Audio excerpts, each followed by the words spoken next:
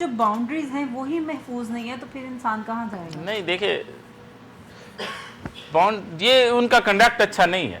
کوئی بھی مہمان ہے سب سے پہلے جو قانون کے عدالتیں ہیں ہماری، وہ ایک پناہ گاہ ہے ایک مظلوم کے لیے، ایک جو شخص جس کی کوئی آواز نہیں سنتا، عدالت اس کے لیے ایک پناہ گاہ ہے کہ وہ اس کا انصاف کرتی ہے، اس کو سکون دیتی ہے کہ آپ کا کوئی نہیں ہے تو آپ میرے پاس آ گیا ہے. تو یہ حکومت نے جو بنائے ہیں ادارے، یہ اس کی بات سننے کے لیے ہیں. اگر ایک بندہ جو مظلوم ہے یا جس کے ساتھ سمجھتا ہے کہ زیادتی ہوئی وہ عدالت پہنچا ہے تو وکیلوں کا کام یہ لڑنا نہیں تھا.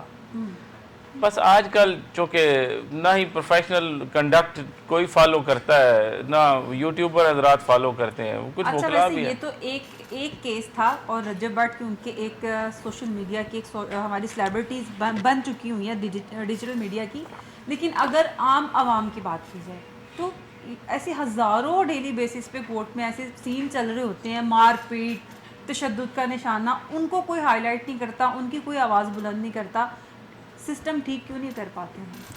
سسٹم میں جیسے آپ نے کہا کہ پناہ گاہ ہیں، وہیں پہ ہم محفوظ نہیں ہیں. دیکھیں، جب آپ سسٹم کی بات کرتے ہیں نا تو پھر ایک ایلیمنٹ اس کو خراب کرنے والا نہیں ہوتا، نہ ہی ایک ایلیمنٹ اس کو ٹھیک کر سکتا ہے.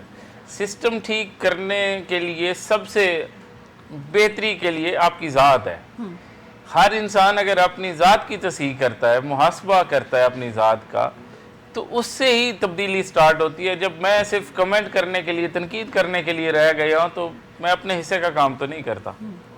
وہ تو جو شعر ہے کہ شکوہ ظلمت شب سے تو کہیں بہتر تھا، اپنے حصے کا دیا خود ہی جلاتے جاتے.